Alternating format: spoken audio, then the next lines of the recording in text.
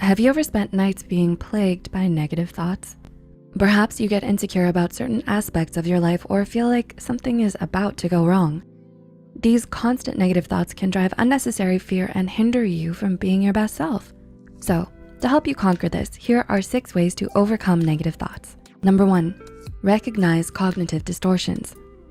Do you have a tendency to think in extremes? Perhaps your friends didn't reply to you immediately and you assumed it meant they don't wanna be friends with you anymore. Or maybe someone made a comment about you and you took it to mean that they hate you. This is a type of cognitive distortion known as black and white thinking, and it can greatly harm your mental health. Remember, your mind is so powerful that it can convince you of something that isn't necessarily accurate, which can reinforce negative thinking. This is why it's important to make an effort to be aware of such thoughts and distortions so you can start to challenge these thoughts. Number 2, building distress tolerance. How do you respond to stress? Distress tolerance is a person's ability to manage their internal emotional state in response to self-inducing factors, which can include negative thoughts. This requires the ability to take a step back, pause for a few moments, or a few days to recenter yourself, and then take action. Keeping calm in the face of stress doesn't signify nonchalance towards the problem, or that you're suppressing your feelings, but instead it allows you to feel in control of your emotion and behavior, instead of letting your emotions control you. Some ways to help you build distress tolerance is to be aware of what stress feels like in your body. This may be labored breathing, tension in your neck or back, sweating or clenched fists. These symptoms are normally felt before action is taking place, in between the stimulus, what is happening, and the response, how you act. You should take a moment to regain control of your body and thoughts and later make a decision on how to move forward.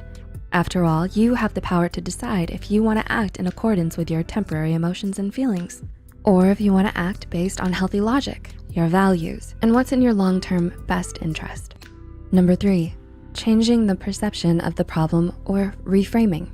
Linda and Charlie Bloom, MSW, suggested that another great way to overcome negative thoughts is by reframing the problem from one that is negative to one more hopeful. One way of reframing is by redefining a problem as a challenge. For example, instead of feeling defeated or powerless because you have to give up your dream school due to financial problems, you can try to apply for a scholarship, look for financial help from appropriate institutions, or perhaps work part-time while studying. Reframing problems gives you power because you are owning your problem instead of letting the problem own you. Number 4, self-soothing coping skills. Another way you can overcome negative thoughts is by applying self-soothing coping skills. These skills are the first aid for stressful thoughts.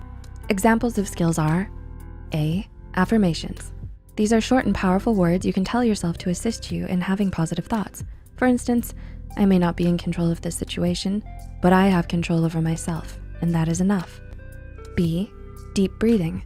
Have you noticed that when you get upset, your breathing automatically becomes more rapid and shallow? Deep breathing can help counter this and make you feel more relaxed. C, replace thoughts with cognitive abilities. If you feel that your thoughts overwhelm you, try to put them aside for a little while and distract yourself with other cognitive-based abilities, such as learning a new task, doing crossword puzzles, or Sudoku. And D, replace thoughts with grounding physical activities. According to a psychosomatic literature by Wong, triggering thoughts that activate the fight or flight response can be reduced through positive physical touch and pressure.